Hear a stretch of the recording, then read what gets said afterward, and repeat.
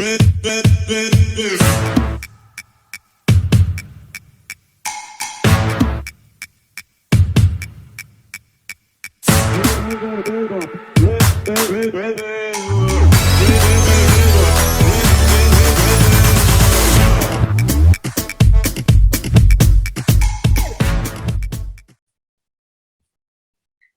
bismillahirrahmanirrahim. Assalamualaikum warahmatullahi wabarakatuh. Izin Pak Wahidi, terima kasih atas kesempatan yang diberikan kepada saya. Saya akan mencoba memulai untuk praktek mengajar. Baiklah, sebelumnya saya juga mohon izin mungkin terhadap rekan-rekan jika nanti saya menyebutkan namanya langsung, saya mohon maaf. Oke, baiklah. Assalamualaikum warahmatullahi wabarakatuh. Selamat pagi teman-teman sekalian. Kita berjumpa lagi dengan saya. Mungkin kita tidak perlu lagi lah ya berkenalan karena sudah sering ketemu di semester-semester sebelumnya. Apa kabarnya nih hari ini? Baik, Bu. Alhamdulillah sehat, Bu. Sehat ya? Alhamdulillah, walaupun kita masih bertemunya di ruang Zoom meeting, belum bisa bertatap muka, semoga tidak mengurangi keberkahan kita dalam menjalani kuliah ini. Baiklah, hari ini kita akan berkuliah mengenai toksikologi. Sebelum kita memulai perkuliahan ini akan lebih baik kalau kita berdoa bersama menurut agama dan kepercayaan masing-masing. Silakan berdoa, dipersilakan.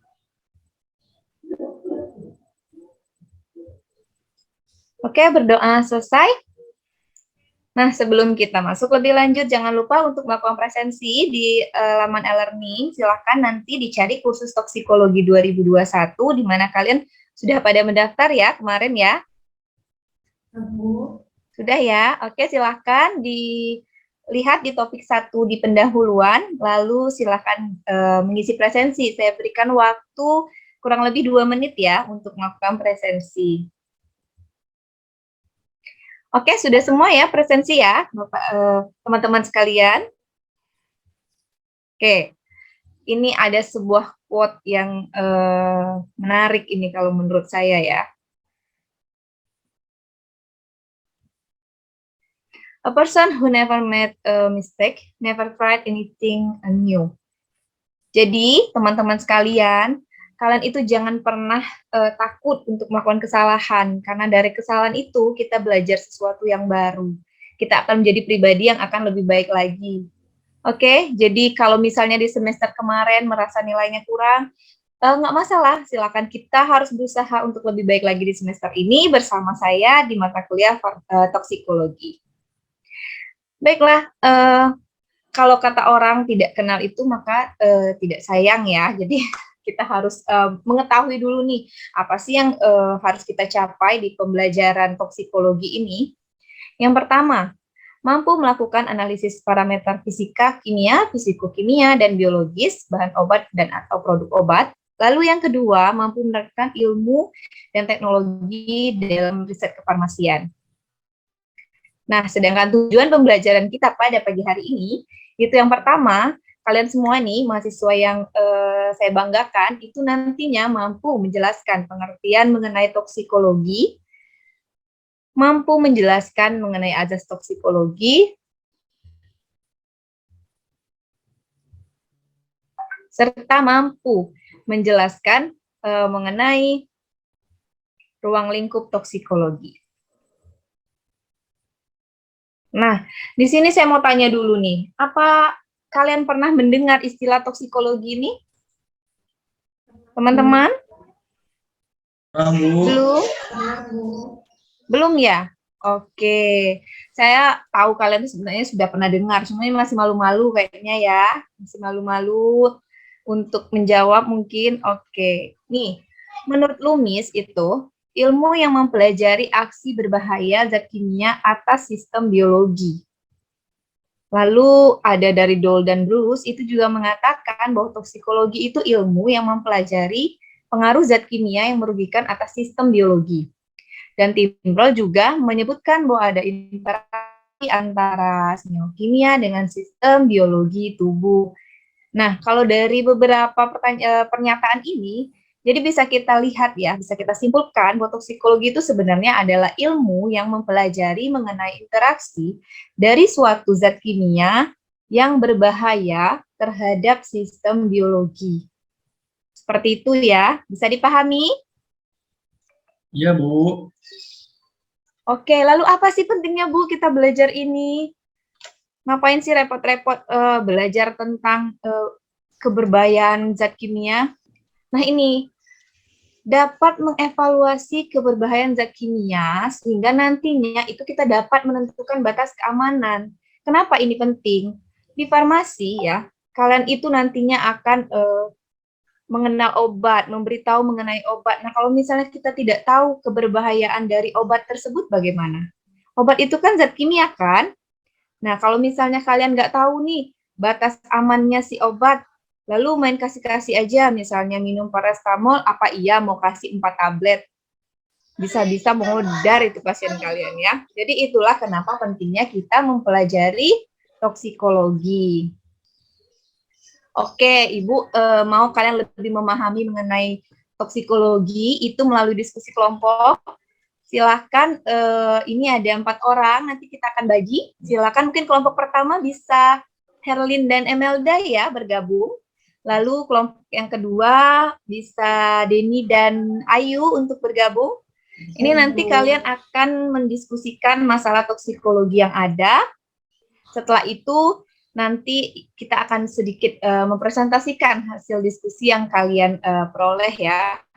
Jadi di sini ada 2 kasus. Yang pertama itu ada kasus talidomid, mungkin silahkan kelompoknya Denny tadi ya.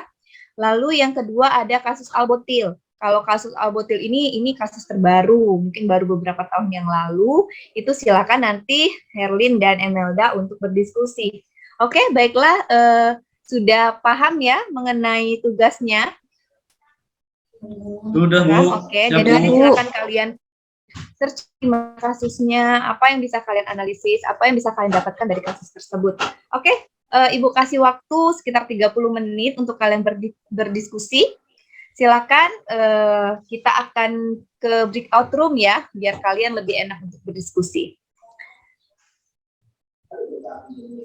Oke, waktu berdiskusinya sudah selesai.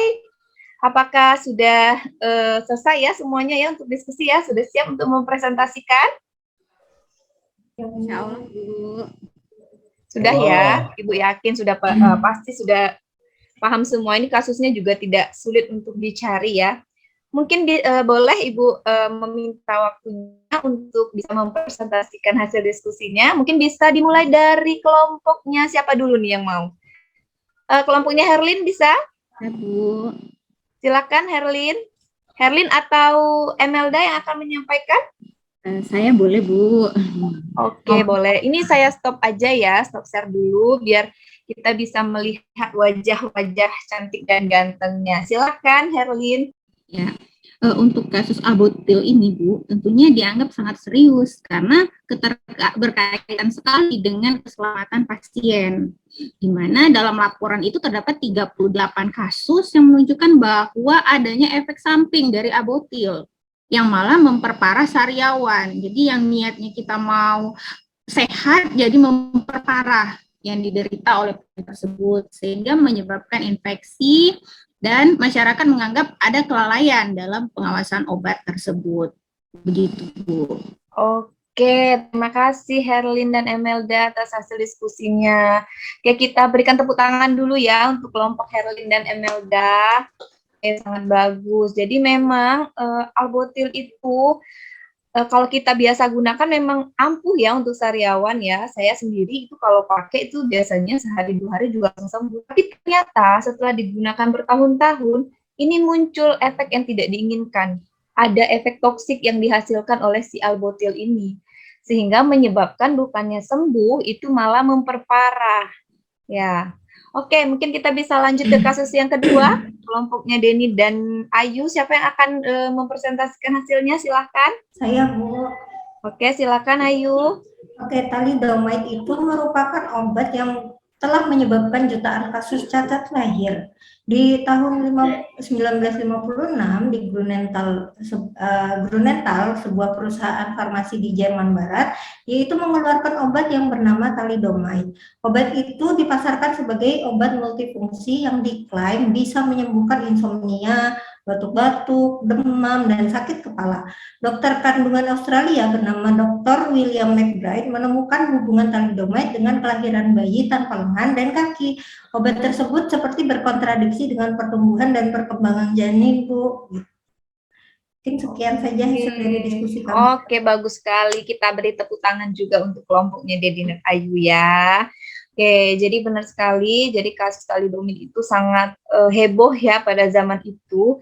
Karena memang selain yang disampaikan oleh Ayu tadi, itu thalidomide itu digunakan pada ibu hamil sebagai obat untuk anti mual.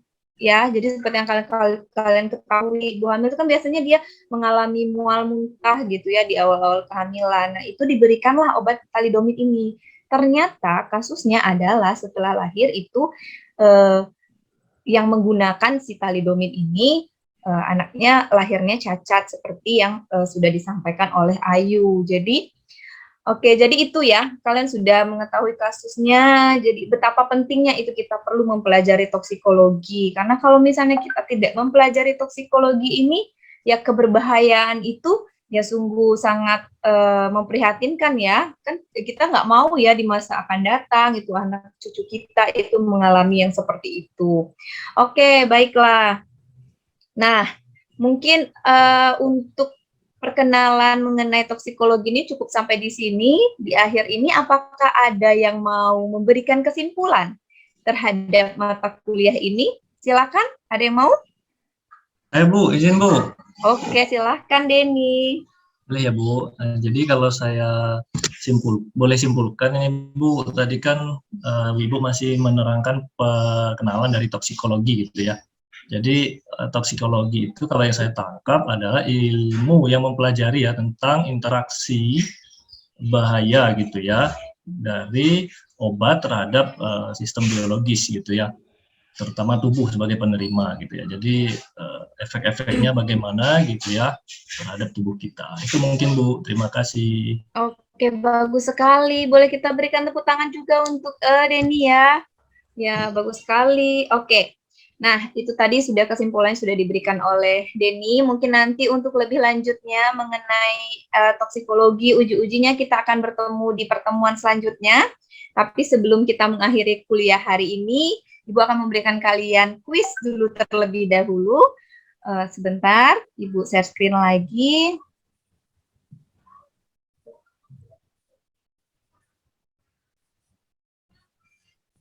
Oke, silakan kalian join di tautan play.myquiz.org dan masukkan kode ini.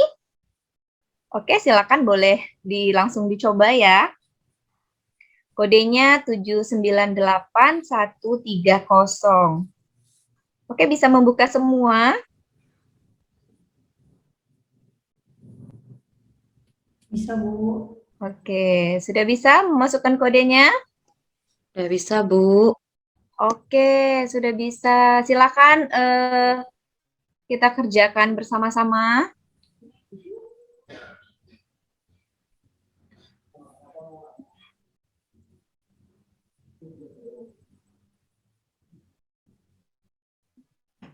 Oke, sudah Ibu mulai ya. Silakan semuanya untuk mengikuti kuisnya. Waktunya ada 10 menit, soalnya hanya ada 5. Jadi silahkan dikerjakan. Oke, kita sudah selesai. Terima kasih atas waktu sudah diluangkan untuk mengikuti perkuliahan ini. Tadi juga kuisnya sudah bagus semua ya, hanya ada beberapa tadi yang mungkin masih keliru, mungkin Herlin tadi masih keliru di soal nomor 3, tidak masalah ya, bisa kita perbaiki untuk nanti di ujian. Baiklah, terima kasih atas kehadirannya. Sebelum kita mengakhiri perkuliahan ini, marilah kita tutup juga dengan berdoa. Silakan berdoa menurut kepercayaan masing-masing. Berdoa dipersilahkan. Oke, berdoa selesai. Marilah kita sama-sama tutup. Semoga perkuliahan ini dapat memberikan manfaat bagi kita semua. Wabillahi taufiq wal hidayah. Assalamualaikum warahmatullahi wabarakatuh. Waalaikumsalam warahmatullahi wabarakatuh.